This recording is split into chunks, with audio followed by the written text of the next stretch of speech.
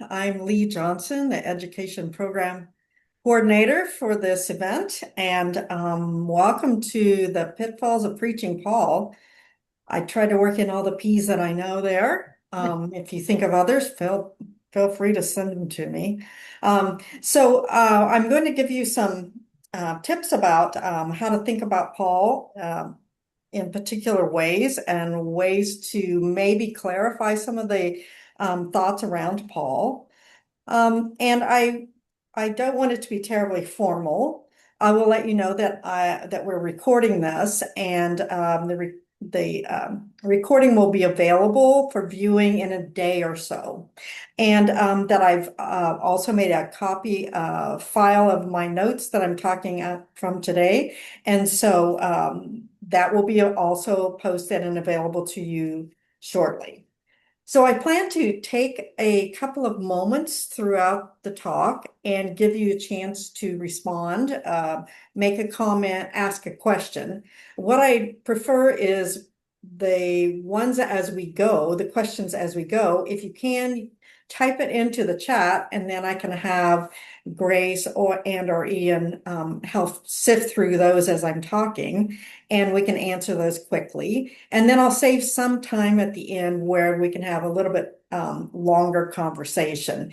But please feel free to put down your question as you know it, so you can stay fully engaged with what I'm talking about as we go.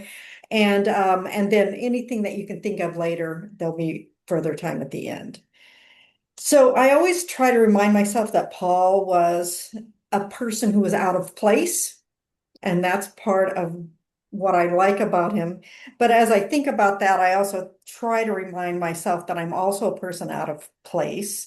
You're joining this gathering today from land that is territory of someone else. Indigenous nations were here long before any of us. And I acknowledge that I'm on some of that traditional territory of the Wendat, the Anishinaabeg, the Haudenosaunee nations. These lands were all part of that Toronto Purchase Agreement. I'm speaking from that place, and I acknowledge the ongoing significance of all the treaties that came before and for the people living on that land today. And I confirm that I am part of that work for truth and reconciliation. So let's turn to Paul. I don't know if you read my little blurb, but I describe Paul as something like sauerkraut. People either really like it, or they hate it. People either like Paul or they hate Paul. And he is an acquired taste. I think even for those of us who like him, he's an acquired taste. But some of that stuff around Paul, some of those issues around Paul are not really his own fault. Some of them have to do with our lack of understanding about his situation, our lack of knowledge and remembrance about what he was doing. And so part of what I'm going to try to get you to do is, well, I don't want to make you enjoy sauerkraut. I still don't like that myself, but try to help you understand Paul a little bit better. So I'm going to give you some things to do and some things not to do. And I've got some notes that I can share as we go about how we can think of Paul differently, how we can enjoy that thing that we often find hard to enjoy. All right, so first step, what to do. Recognize the limits of Paul's authorship. So within the New Testament, there are a number of letters that have Paul's name on it. In fact, there are 13 of those. But I should tell you that there are only 7 letters that fall into what we call the undisputed category. So these 7 letters, Paul generally agreed he did write these. And that leaves these others that are questionable. And the level of questionality I'll get to in a moment, but let's look at, I've made the list here, I can show it to you. So here's the category. So the undisputed letters Here are the seven: Romans, 1st and 2nd Corinthians, Galatians, Philippians, 1st Thessalonians, and Philemon.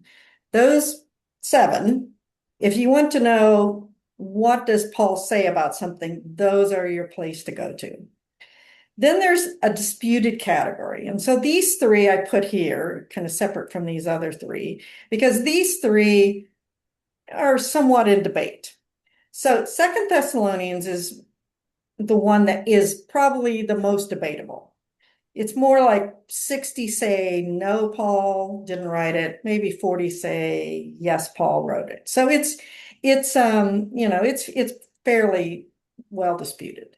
Colossians is disputed, but I would say authorship is more like 70 to 75% say Paul did not write it, and only 25 to 30% say Paul did write it. And Ephesians, it's even less likely that Paul wrote that one. I would say the numbers are around 90% say not Paul, and 10% say yes, Paul did write it.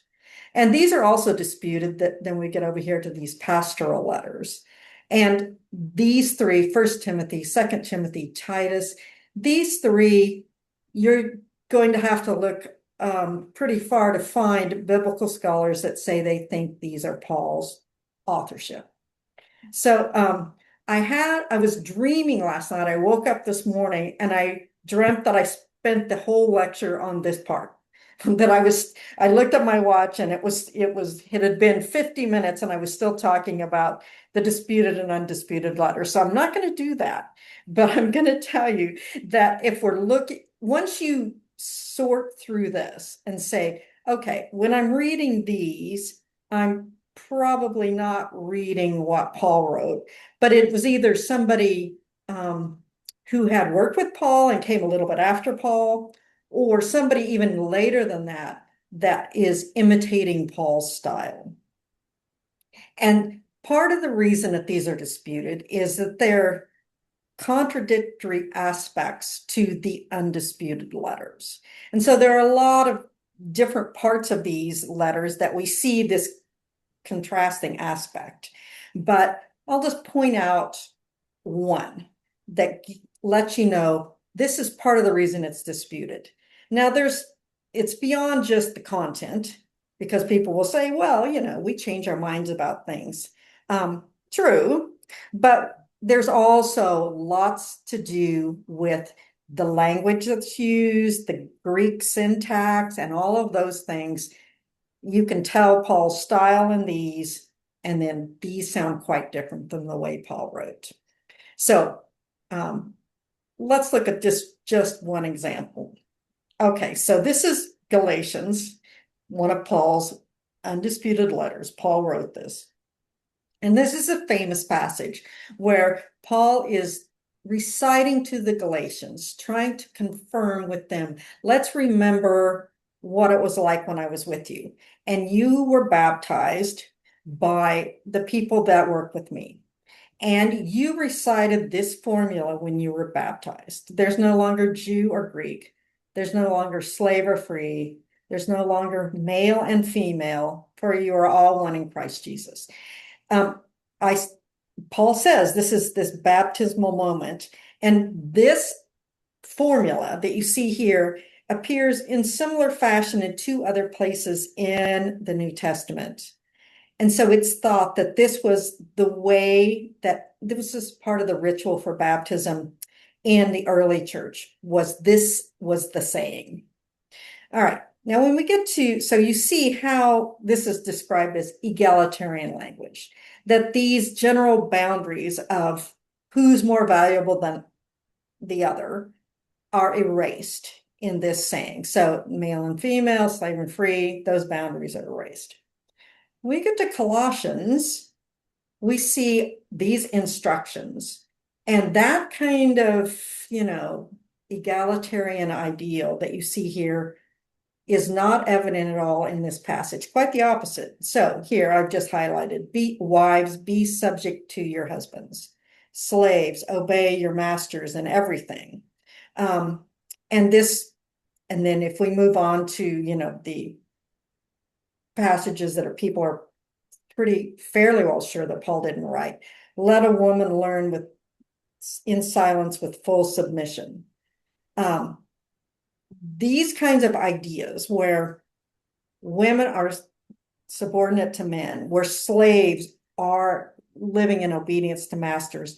This is the standard of the day. This would have been the way that society worked.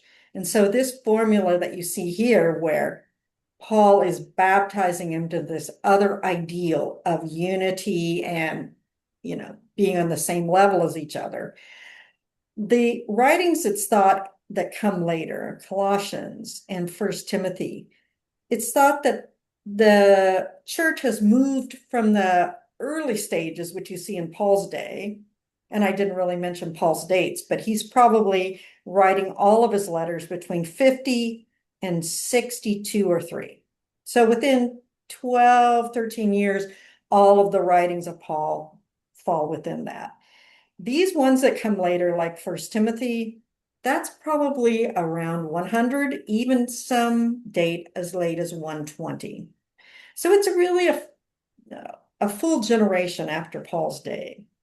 And here you see a picture or instructions to people within the church to behave much more like the community around them.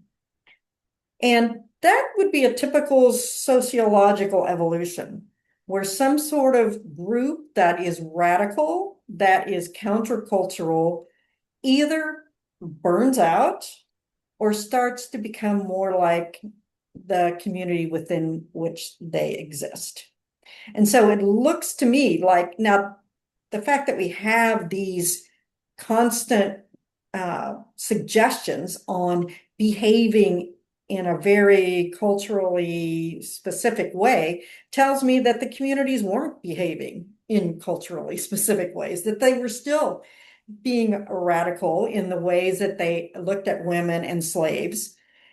So these instructions, though, they tend to come from a time when the church is trying to acculturate, trying to become more like the society around it and trying to look less radical. And it's not surprising, because once the people that are part of this Jesus group, once they are starting to be pushed away from Judaism and not accepted by Jews as part of their group anymore, then they are vulnerable, then they are forced to stand on their own.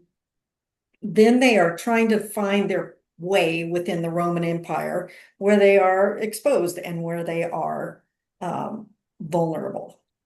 So once we figure out what Paul wrote, once we separate some of these ideas that are clearly different from the instructions that Paul's giving the church early on, that helps eliminate some of the confusion because people constantly say to me, I can't follow Paul. I don't know what he's talking about. Well, part of the problem is figuring out what did Paul actually write. So that's basically step one. Thinking about, okay, and a way to deal with this within the church is, instead of saying, and I hear this all the time, Paul's letter to Timothy, Paul's letter to the Ephesians, just say the writing to the Ephesians, the letter to the Ephesians, instead of ascribing it to Paul. It's just one simple way of dealing with the variety of instructions that you get from a letter like Galatians, Romans, the Corinthian letters, to these later writings, which sound very different in their outlook.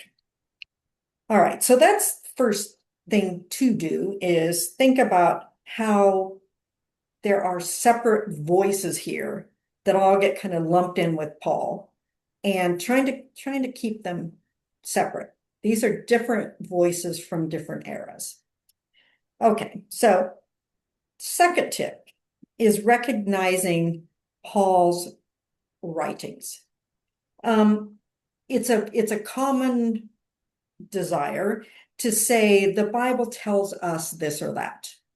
And I certainly don't want anybody to think that I'm advocating that you don't relate to the Bible yourself, or you don't think that there are things in the Bible that relate to you in your life. But talking about it as though Paul's writing directly to you becomes problematic.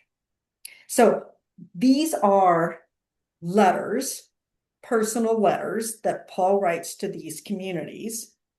And before we enter into this letter, let's remember that Paul, the way he founded communities, he would go, establish himself within that town, often probably taken in with someone that he'd been recommended by or recommended to. Often he was in some kind of a workshop. He describes being self-supportive. So he probably worked in a tent making setup. It was a way for him to be introduced to people, and that Paul then would begin to preach to these people about his ideas about Gentile inclusion into God's people through Christ. And so he's been there, he's at these communities, he spends probably between a year to a year and a half with these communities. He founds a church, he has a group of believers, and then he leaves that community. And once all that has happened, Paul has envoys and people coming and going that are telling him, I've been to Galatia, here's what I've heard. Or people sent me a message from Philippi and they're sending it to you, and they bring him word. And once Paul got word, he would then write a letter to these people. So after all of this has happened, all this relationship, we come in well into the middle of it, and we're reading Paul's half of a conversation between old friends. And so recognizing that genre, which is really different than the Gospels, where these are composed biographies of Jesus, and they're meant to be available to the outsider. Paul's letters weren't fashioned so that we in this, date and time could just jump right in and take all Paul's words to heart. So recognizing that weirdness of the personal correspondence that's going on in Paul's letters, realizing just because it's in the Bible doesn't mean it's something that's written universally. It makes it complicated for us because we have to think about what has gone on before. Because if you think of your own correspondence for people that you have a past with, you have a relationship with, and you're writing stuff, you assume all sorts of things are just understood beforehand. And that's the kind of interchange that's happening with Paul and these people, is they've got this long history, they know each other, people have visited and told them what Paul's doing, they know what's going on. And so there's something that has compelled Paul to write. And just like even in our letter writing, we generally have a purpose in writing. It might just be, I miss you and I want to let you know what's happening. But often it has to do with, I need to tell you something. Something has gone on, you need to know. Or I need something from you. Those are the kinds of letters that you send your parents when you're in your teens. I need something, please help me. So there's almost always some sort of event, or maybe more than one, that has precipitated Paul writing a letter. Because it was difficult, letter writing was a challenge. Most people couldn't write, most people couldn't read. And so you needed people, and even someone like Paul, who most likely could read, probably wasn't very good at the actual practice of forming letters. And so you had to find people that did that, and you had to find people to take your letter where it needed to go. And then you had to find people at the other end to read that letter and present it to the people. So it was a complicated process. So it usually didn't happen as, easily and off the cuff as we would send a message today. There had to be a reason. And so part of what you need to figure out when you're teaching Paul's letters is what was the background? What precipitated this? What was going on? And that kind of research is not just evident in the letter. You have to do a little bit of looking. And so I can show you a little bit about this. Let me see here. When we get to Galatians, I've just opened the very first part of Galatians here for you. It says right near the beginning, I'm astonished you are so quickly deserting the one who called you in the grace of Christ and are turning to a different gospel. And it says there are some who are confusing you and want to pervert the gospel of Christ. And so Paul has spent all this time with the Galatians, has persuaded them to be baptized and to join into God's community through Christ. And now people have come after Paul's departure and have said, number one, Paul's a crackpot. He doesn't know what he's talking about. And number two, that all the things that they believe that they know about the gospel are wrong. And so Paul has these detractors, and we see this in a lot of Paul's letters. But in the Galatians, this is clearly the point that has driven him to write to them. And he is frantic about they're being persuaded to ignore Paul's teachings. And it's clear that this notion that he has taught them and that he has given them is in danger, that they are going to turn away from this idea. And so one more thing to do as we are talking about this is recognize Paul's limitations. Paul is elevated within Christianity. I think primarily because he wrote letters and they survived. There's evidence of many others who are probably in Paul's day much more authoritative and powerful than him. Some of these detractors that go and make a counterpoint to Paul's arguments, there's some of them. It's clear that Peter, James, John, those guys are more powerful in Paul's day. Paul has to constantly argue for his authority. Paul has to constantly say, yes, I am authoritative. Yes, I am an apostle of Christ. Yes, I am. And it's clear that not everyone agreed with that in Paul's day. But the fact that he, one, was martyred, that instantly turned Paul into a more significant character in his own day. And then the second, that he had these letters. And the evidence is that his letters were compiled into a volume. His right hand people that traveled with him, they probably were, some of them, like Titus is one that suggested that they were ones who did his letter writing for him, and they probably had copies of his letters. And it seems like Paul's letters got put together in a volume that circulated early on. So Paul has clout in our day that he never had in his own. And so those are the do's for thinking about Paul. And I will stop here and see if anybody has anything that I can clarify at this point. Feel free to use the raise hand function that would be under reactions below, or put your question in the chat and we can read it for you. We can give you a minute to think while Lee takes a glass of water, and we'll continue. If anyone's having trouble finding the chat, you might just need to move your mouse and Alyssa and the utilities will show up either on the bottom or the top of your screen. And if you have no questions, then that just means that I'm extraordinarily clear and I can live with that as well. So, okay.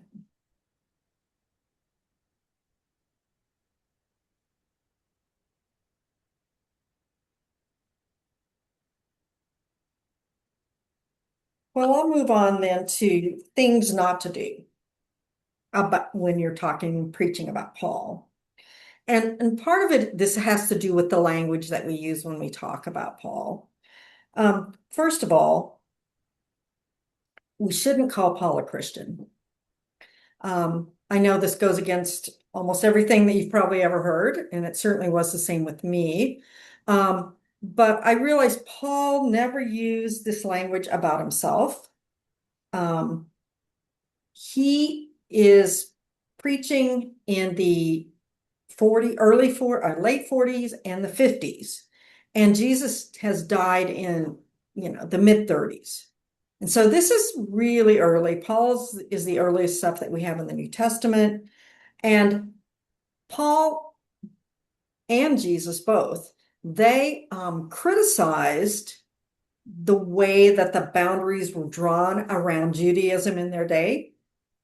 And they both advocated for more inclusion into what would be called God's people. But neither of them was talking about a new religion.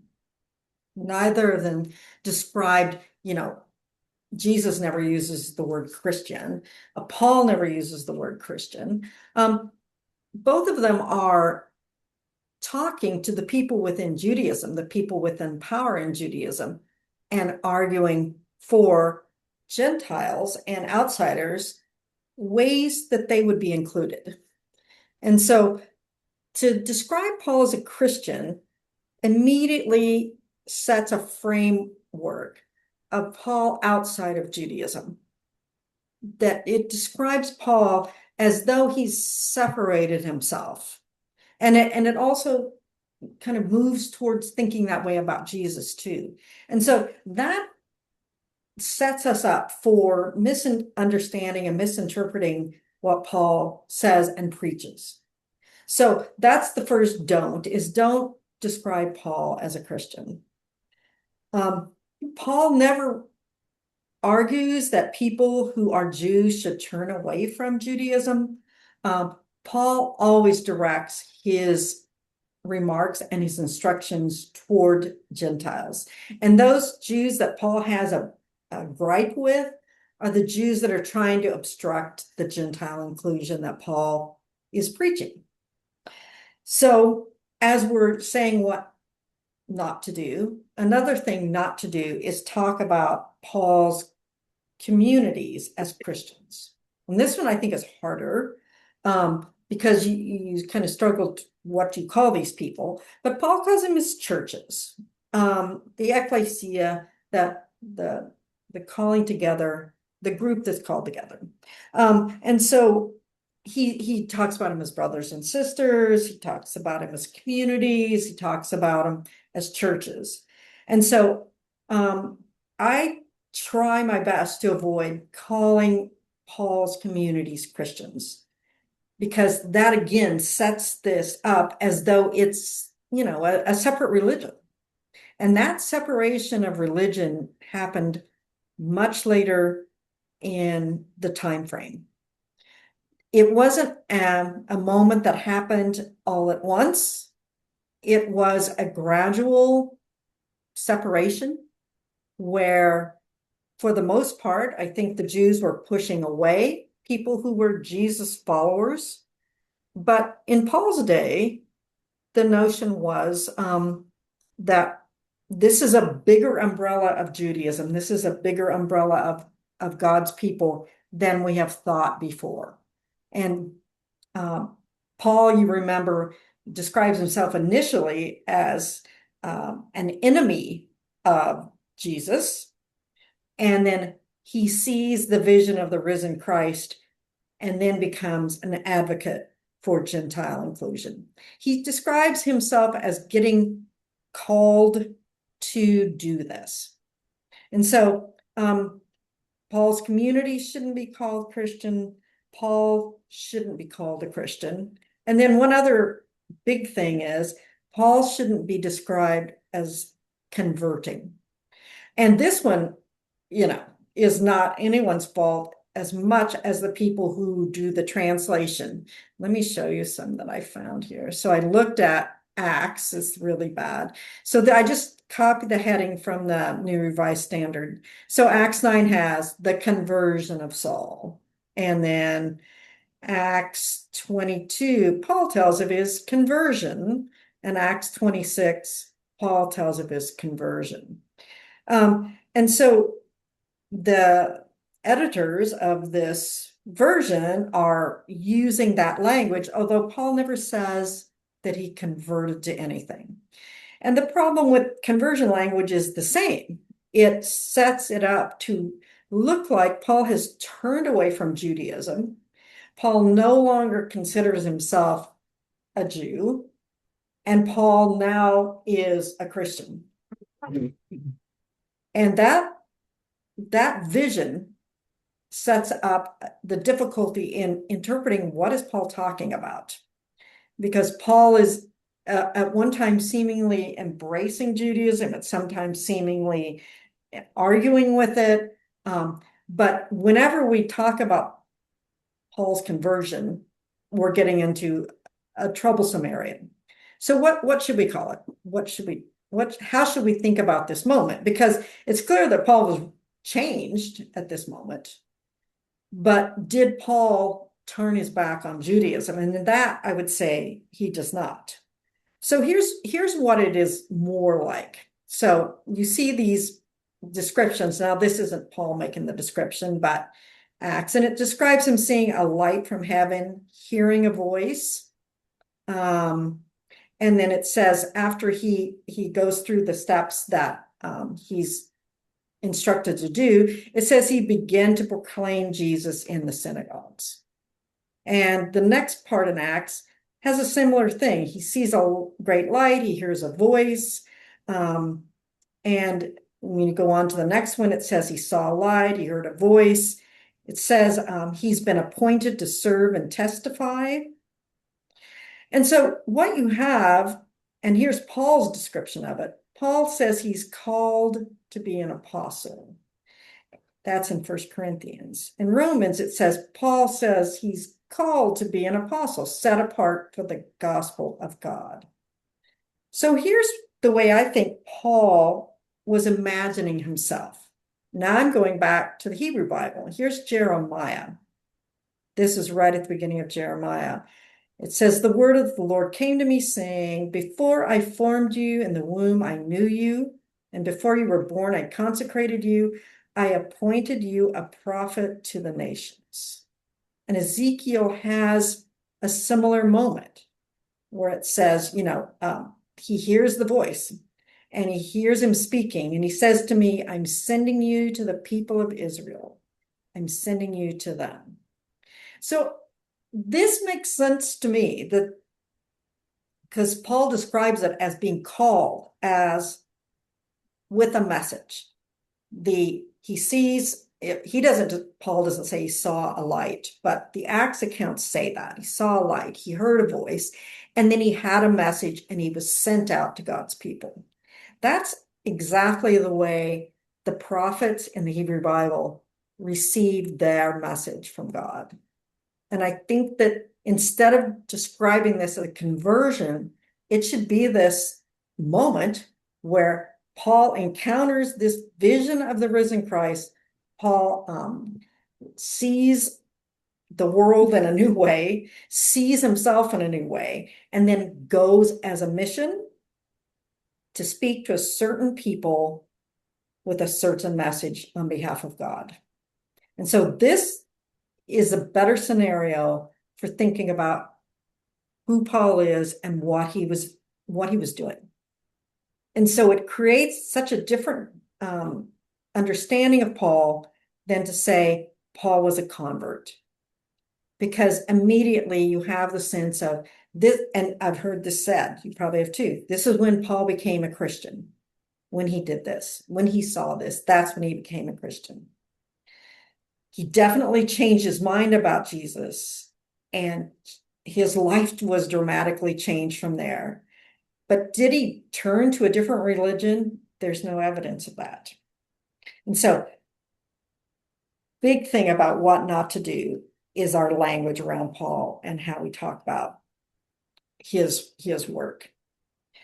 And so the last thing not to do is don't take Paul's remarks that he said to one community and think of them as universally applicable. So Paul was never, standardized. He had variable actions even within his own church, his own churches. So I'll show you this example. So this is him writing to the Corinthians. So this is from 2 Corinthians. And he says that the background is the Corinthians are offended because Paul would not take any money from them. He would not do what was typically done, which is, as Jesus even described, if you go into a community, then you are supported by that community, and that's the way it should work. Paul didn't work that way, at least not in Corinth. And he said, I robbed other churches, accepting support from them in order to serve you. And he said, and by the way, I'm proud of this, and I'm never going to take money from you. And so when he writes to the Philippians, he said, I'm so happy that you've revived your concern for me. You have shared with me in giving and receiving, many times. So Paul doesn't have one standard operating procedure with his churches. And so this particular one where, and I don't know why, but he decided in Corinth he wasn't going to accept any kind of hospitality or any kind of support from them. And he even tells them, I'm taking money from others, but I'm not taking yours. And you can see how that could cause some offense, and it certainly did. So this is just one example of how Paul has varying, relationship with these communities. I tell all of my friends, if you want to give me things, I will take them. But Paul didn't, he wasn't like that.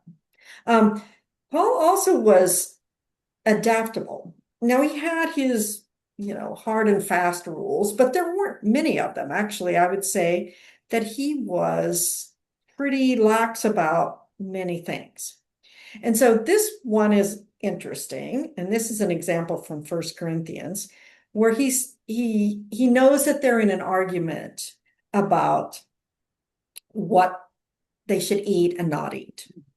And here's why this is particularly troublesome to Gentiles from Corinth who had probably participated in worship with other gods, because I know the structure of the city of Corinth, and there are within that major thoroughfare, there are all these different temples where people had made sacrifices to other gods. That was part of the public activity. And when they became part of Paul's community, they sort of set aside any connections with that life that we call pagan life. They set that aside. So here's where it becomes tricky. So the places where one could obtain meat in a marketplace, where you would go and they would have pieces of meat for sale, most of the places that meat came from was from sacrifices on these altars of these various gods within the city. So you wouldn't necessarily know, has this bit of meat that I'm purchasing, did this come from an offering to Apollos, from Isis, you wouldn't know. And so some people in the Corinthian community said, I won't have any meat because I don't want to participate in anything related to idols. And others would say, well, it doesn't matter. There's really no such thing as an idol, so it doesn't really matter where the meat came from. And so here's the argument that Paul is jumping into, where he's saying this thing like, well, yes, okay, all things are permitted. So in other words, yeah, it doesn't really matter what you eat. Even, even if that was your past life, if you have a piece of meat that came from the altar of a different god, you're not practicing idolatry. However, he says, if someone says, oh, I know where this came from, it came from this altar over here, then don't eat it. But he says, not because it's wrong, because out of consideration for someone who told you that. But from there, he says, just, it's kind of the don't ask, don't tell policy. Don't ask where it came from, eat it, be thankful, don't say anything. But if someone is bothered by this, then I wouldn't do it. And so that kind of flexibility, that's part of Paul's teachings. And it's clear that he's kind of changing his mind even as he writes to them about this issue. That kind of idea is certainly something that's Paul's hallmark, which tells us that we have to be careful to say, oh, Paul's teaching us here that we do this. Because without knowing the context in which he's writing these letters, it's very hard to say these are universal concepts. Okay, so I am going to sort of sum up here why now I like Paul, but I still don't like sauerkraut. So this is going to be my little conclusion. And then you can think if you have any questions. Okay, so first of all, something I like about Paul is his work was with an ethic of inclusion. So he fought for Gentiles to be included through Christ. And because of that, I think maybe he was begrudging in this respect, but he also accepted women's leadership and he accepted that slaves had positions of authority. And I just show you an example from Romans, and I highlighted where he says hello to all these people. I just highlighted all the women that he mentions in this writing. And so that general ethic of inclusion that is Paul's, I think, is one of the admirable things about him. He was open to personal change. Here's someone who is adamantly against Jesus, and the next thing we know, he's like biggest advocate for it. It seems like he had the ability to take in and engage in new thoughts and be persuaded to think differently. He was willing to accept God's work in unexpected places.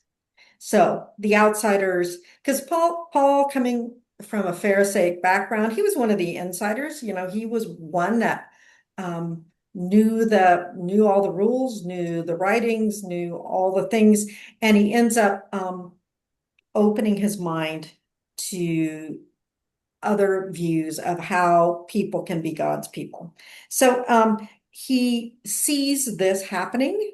He notices that people from all walks of life can experience the Spirit of God. And because of that, he welcomes these outsiders into positions of authority. The next thing is admirable about Paul is that he is not afraid to speak truth to power. And he challenged a lot of the big names. He takes on Peter, takes on the Roman authorities, and ultimately he is killed for it.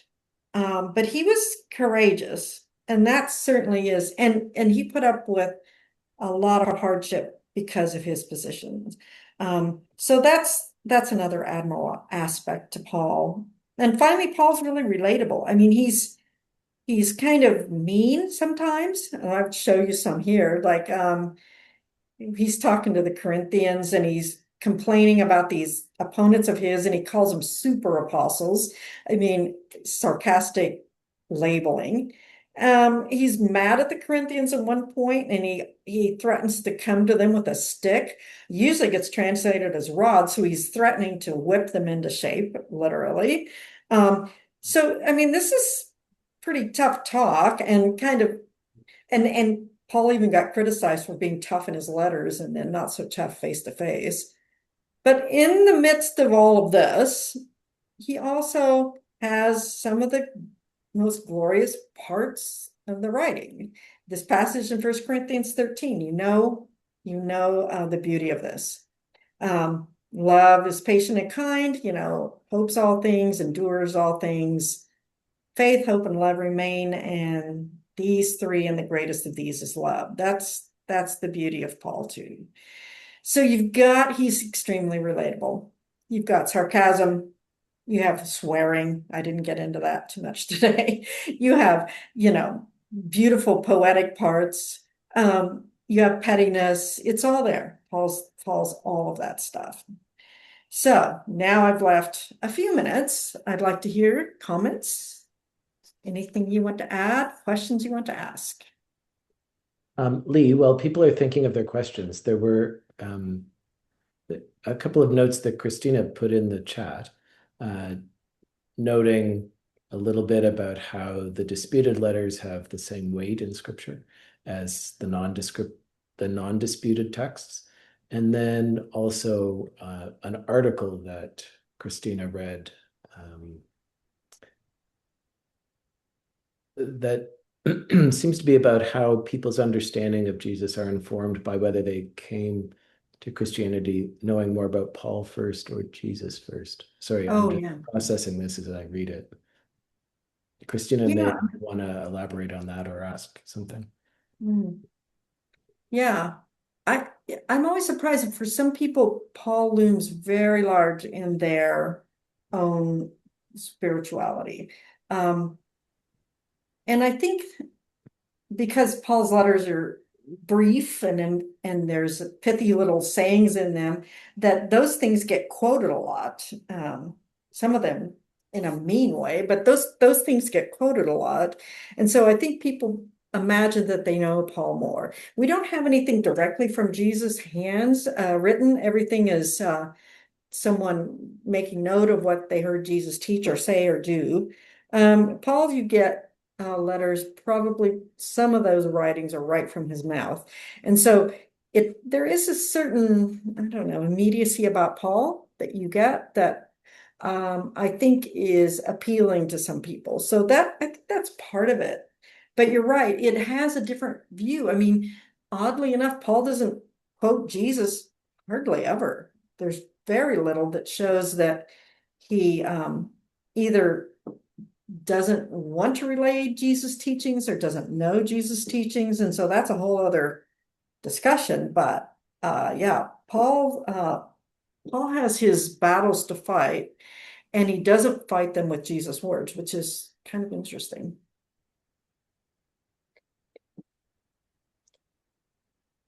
I hadn't thought about it exactly that way until I read that article. But then the more I thought about that article after sitting with it, the more I thought, yes, it's as if Paul doesn't really know Jesus very well, or he only knows this thin slice of what Jesus was all about. And if you bring in a new Christian, and I used to be part of an evangelical church, and when they brought you in, it wasn't through the Gospels first, it was the Roman road, and right. And if you do that, I think there are fundamental difficulties and fundamental gaps that nothing else is going to overcome if you get that mindset in there first. Yeah, I agree. And some of the stuff they have about Paul or related to Paul is from Acts, which isn't even from Paul's hand. And so that I kind of discovered that about my own upbringing, as my views of the church were almost all out of Acts. I didn't know where I'd gotten those views, but that's where they were. And Acts is, written a lot later, and it doesn't have that pathos of Paul's letters, shall we say. But I think when you get Paul, people focusing on Paul, that they end up with a vision of Christianity that is more about what not to do. And this is something that I'd ask, is your view of being a Christian about what you don't do or what you actually do?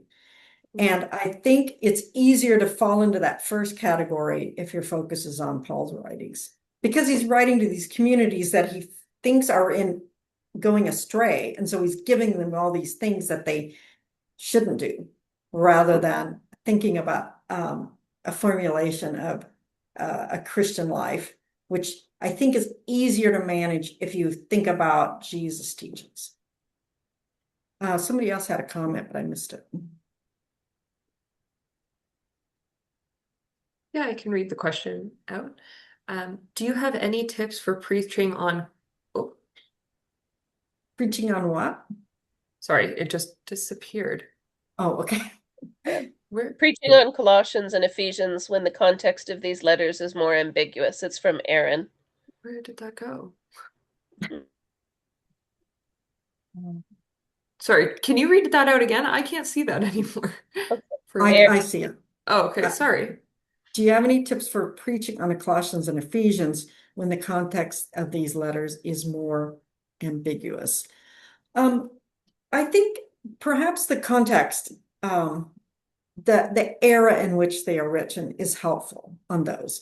So this is a time that someone described as, well, in Paul's day, let's say in the 50s, this is sort of the community formation era. And then when Colossians and Ephesians are coming about, this is when we've passed that era. And now we're on to the time of sort of community boundaries and structure. So Colossians and Ephesians are rising out of the time when the followers of Jesus are starting to be observed by the Roman authorities, thinking, who are these people who are supporting women and slaves? This sounds like something that we need to, quash, because if we don't have women bearing children and slaves doing all the work of the empire, we are going to fall apart. And so within these letters, you have that sense of we're trying to structure ourselves as a group that will survive, a group that can live within the context of the society rather than a group that lives in conflict with the society. And so there's lots of conservatism in those letters that you don't see in Paul and Jesus. So it's a snapshot of an era of the church where it's starting to form and stand on its own. And so recognizing that moment in time helps you see how the variations in the teachings here have meaning for that place. So I'm not sure I've given you a lot to go on, but that's as much as I can say without getting into the specifics. But contrasting it with what Paul says is just a good start. Like the types of things that you see there, you think, wait a minute, this doesn't compare readily with what Paul says. What else do we have here? Lee, a while ago, Yes. you were reflecting on all the themes that we often hear in preaching that really don't appear in the Gospels, but are only really mined from the works of Paul. Without Paul's works, we wouldn't have had a series of themes that are very common in preaching. Are you able to rehearse from memory some of those themes that you were reflecting on that appear in Paul, but really aren't thematically important or present at all in the Gospels? Yeah, let me think. What would be a good example?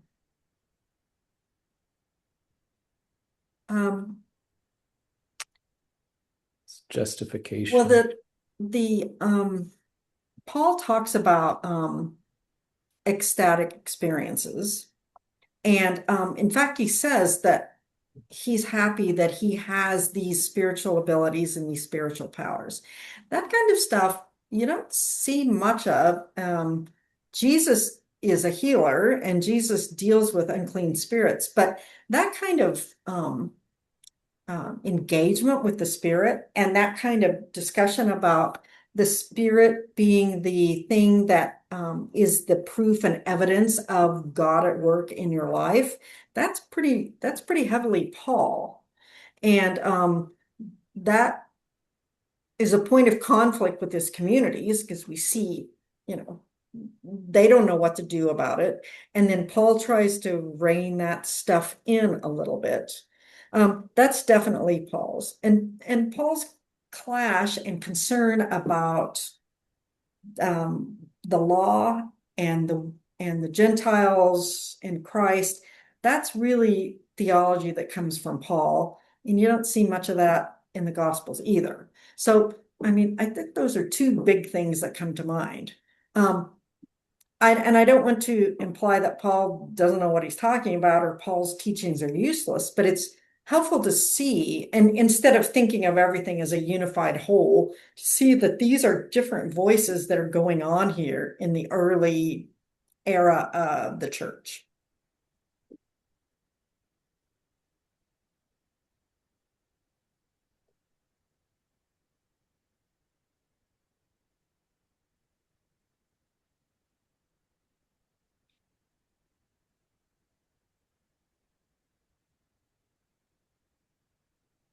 Well, I think I'm Oh, sure that the profundity of this talk is going to create all kinds of questions going forward. So please, send them to me. I don't mind talking with you about it across email. The video of this presentation is going to be posted soon, and I put together all these notes that I talked with you about, and so you can have access to those as well. And I'll just let you know that here's a little promotion. There's lots more new things coming from this office over the next year. We're going to do a series called What Does the Bible Say About? And the first one's going to be Jesus Miracles, but lots of topics. And there'll be another one of these that preaching ones about the Gospel of Mark coming up in the fall. We're going to have another book to read, and we're going to have other movies to view and talk about. So I hope you all stay tuned and you'll sign up. Grace, there's a way they can sign up for things. Can you tell? Oh, sure. Yeah, I can add that there's a jot form with a oh, someone's there's a jot form where you can sign up for a mailing list if you want to get updates like updates as these future webinars get announced. Um, Grace, I wonder if it's helpful to draw people's attention to that button that's right in the middle of the landing page that's called Christian Education, and people can sure. find their way to the book studies, the movie studies, the reflections, and the What Does the Bible Say directly from that button that's right in the middle. I was sort Yeah. of talking there thinking you were maybe going to share your screen, but I wasn't sure what you Oh, were. sure, I can do that. I was There's let me do that. it it's just that there's a new button that makes it very easy for people to access quickly a lot of the adult education material that's available. Can you see this web page? No. Maybe? There we go. Oh, there. So this is the homepage of the Presbyterian Church in Canada, presbyterian.ca. There's a button here in the middle called Christian Education. Oh, yeah. If you click on that, it will lead you to this new page with some Christian education resources. And if you go to adult education, well, actually, if you go to adult education, you'll see here the Presbyterians read, that's the book study. That's several book studies, even ones from years past. Presbyterians go to the movies. That's a new initiative that Lee is working on, and it's a movie study. Opening doors to discipleship. That's an ecumenical page with some really interesting resources. This is the page for What Does the Bible Say About? And then here are some worship resources and some webinar resources, some Bible studies, things like that. So you can feel free to explore this page on your own. And if you're curious about the upcoming webinars or the upcoming book studies or this What Does the Bible Say About program, you can sign up for this mailing list here and click on adult education opportunities and any of the other things that you might be interested in. But And Ian, you added my email address, but you spelled my name wrong. So Oh, I'm sorry.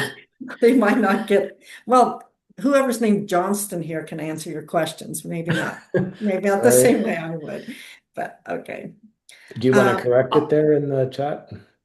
Yeah. Can you do that? oh, I can write your email. Can you do it? Okay. Well, as they're doing that, I would thank you so much for your attention and your attendance, and I hope to see you all again soon. Yeah. Have a nice spring, There finally. were some questions that didn't quite get addressed in during this question period time.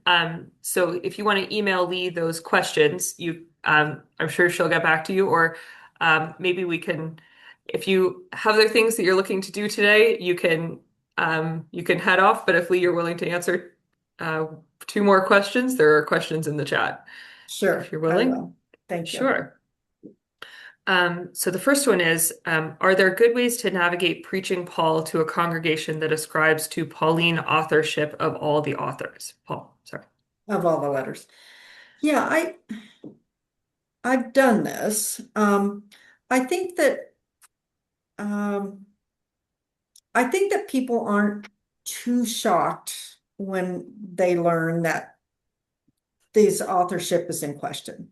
Because it's clear when you compare a few things like I showed you that you either have to say that Paul drastically changed his mind about some foundational ideas, or you have to say there's two voices that are coming out here. It was very typical for people to learn and practice to write in the style of another. It was very typical for people who had followers that their followers wrote and used their names. The books are in the Bible. They're authoritative because they're in the Bible. They've been selected for that way. And so I think that when people understand that attributing Paul's name to something was something that was fairly commonly done, that I don't think they're too shocked by it. But pointing out, let's say, the difference between Paul saying in 1 Corinthians 7, it's better if you do not marry, that you do best if you don't marry. And then you have a voice in 1 Timothy that says women will be saved through bearing children. Those are just two incompatible teachings, and incompatible views about how women should behave. So I don't even know if you need to make a big statement about it, but if you talk about, instead of saying Paul wrote this, the author of Colossians, the author of Ephesians, just to introduce the idea that Pauline authorship isn't required for it to be a valuable letter. But I think people are persuaded when they see those stark differences side by side. So I don't know. In some places you will know the tenor of it, whether they're going to find it very objectionable or whether it might be a gradual understanding or gradual realization as you go. But one point of contrast is very helpful for people to see, oh yes, these are not really compatible teachings. All right. There was one more, if you have one more minute. Sure. If Paul was called to the vision that Jesus had was in a vision of equality and inclusion. Can you? Was it a vision? Was it a vision of equality and inclusion? If you're saying that he didn't really know too much about Jesus, maybe possibly, then what was the vision that he was called to? Was it a vision of equality and inclusion? Okay. Well, I don't think Paul heard Jesus preach in Jesus' lifetime. It says once he had his vision that he went away for, quite some time. And so I think there was some soul searching and there was some consultation with other people. So I think he learned some things about Jesus, and about Jesus' teachings, but he doesn't quote from them. But what he seems to have absorbed from that vision was that Jesus' death and resurrection, for at least what Paul needs to preach, is the means for Gentile inclusion. And so, within Judaism, the boundaries were fairly strict about who was part of God's people and who wasn't. The Jews recognized outsiders who were adherents to part of their traditions. They called them God-fearers. The God-fearers did have a place within their worship and their communities and their practices. And we see evidence of this through inscriptions and so on. But I think that some Jews had a discomfort with the notion that the God-fearers were only so much integrated in the community, and that there was some reserve about how far they were accepted. And so I think Paul then, once he had his vision, and once he begins to think and learn about Jesus in different ways, sees that this is the magnitude of Jesus' death, is that Gentiles are now able to come and be part of God's community through Christ, and not through the traditional route of the law and or conversion, which the Jews had that possibility. That he saw, that Jesus, and I think Paul saw Jesus as a sacrificial death. So there was that strange idea of that sacrifice being the means by which Gentile inclusion can happen. And so it is an inclusive idea. It's hard for me to say exactly what part of Jesus' teachings Paul knew, and in what ways that Jesus' inclusion bled over into Paul's thought, because he doesn't really quote him and teach that way. But Paul's actions seem to bear that out. So I think, there's tons of discussion about how much did Paul know, but I think this foundational idea ties them together. But the specifics of it, I'm not sure. Okay, thank you. Paul explicitly denies going to Jerusalem. In Galatians, he says he didn't go to Jerusalem. He didn't go there for 3 years, and he studied on his own or whatever. And then when he went to Jerusalem, he only went for 15 days. So he never, if you take his word for it, he never gets any training. Well, it seems like Antioch was a place that he was at, and there's people there, Barnabas, that we know of other people before Paul that were part of this idea, that had this. Priscilla and Aquila were there before Paul. So there are people around. We don't know exactly, but he goes away into certain areas, and he's gone for a long stint. He goes for 14 years somewhere. So he has people, and he pairs up with Barnabas at some point. So he has people that he is associating with. And I think that together they're formulating these ideas. But I don't think he wanted to go to Peter and James and the pillars. That isn't where he got his teachings, and he liked to keep that separate and actually brag about that. So, but that's another thing. Apollos was there, somewhere. All of these people were around seemingly before Paul, and so Paul wasn't the only one with this idea. And we don't know if these other people had visions or where they began to think about this, but we do know that crisis of Jesus' death, and then what do we make of this? Is he really the Messiah? That people were working out that problem in a variety of ways, and I think Paul connected with them somewhere. Okay, we've answered every possible I have so many question. questions. I wish you would do this again, because I'm full of questions. But anyway, go ahead. Yeah. Thank you. Well, Lee's email is in the chat if you think of it, if you have any specific questions to ask. And like she said, she's going to be doing one on Mark in the fall.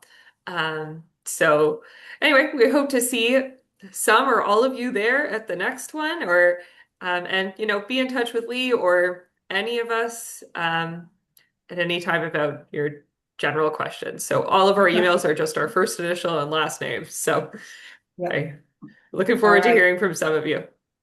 Thanks again. Good to see you. Thanks everybody. Bye, Thanks so everybody. much. Thank you.